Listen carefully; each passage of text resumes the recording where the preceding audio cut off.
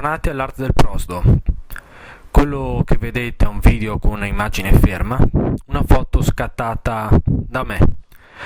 Questo è un video un po' particolare, è un video diciamo, non proprio un ringraziamento. Ecco, volevo complimentarmi con Possagno, in provincia di Treviso. Complimentare per la visita che ho fatto in questo splendido paese della provincia montana, perché ormai siamo in montagna, di Treviso, e soprattutto per aver visitato la bellissima gipsoteca di Canova.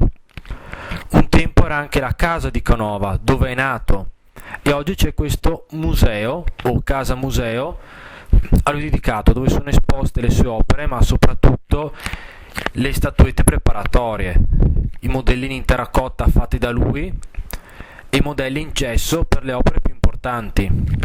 C'è anche un settore dedicato alle opere sue perdute o comunque alle opere sue che sono state distrutte durante le guerre mondiali, e anche alla pittura di Canova, un settore ignorato della sua carriera.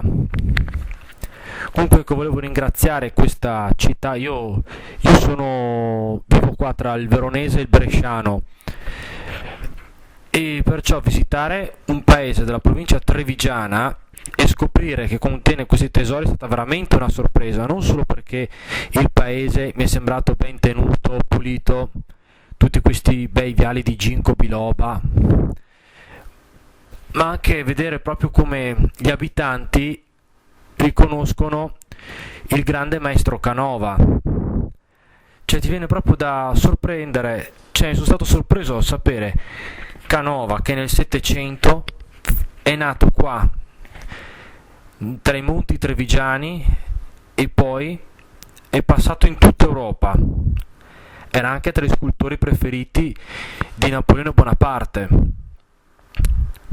E soprattutto mi è sorpreso vedere un ambiente come quello della montagna trevigiana, che i media come la televisione la riducono a un ambiente provinciale. Lo dico anche perché anche da me nel veronese e nel bresciano questi ambienti provinciali sono proprio ridotti provinciali all'ennesima potenza dai grandi media, ma provinciali proprio in senso negativo.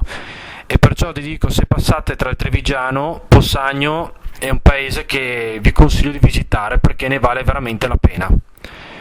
Grazie per la visione e per l'ascolto, e al prossimo video.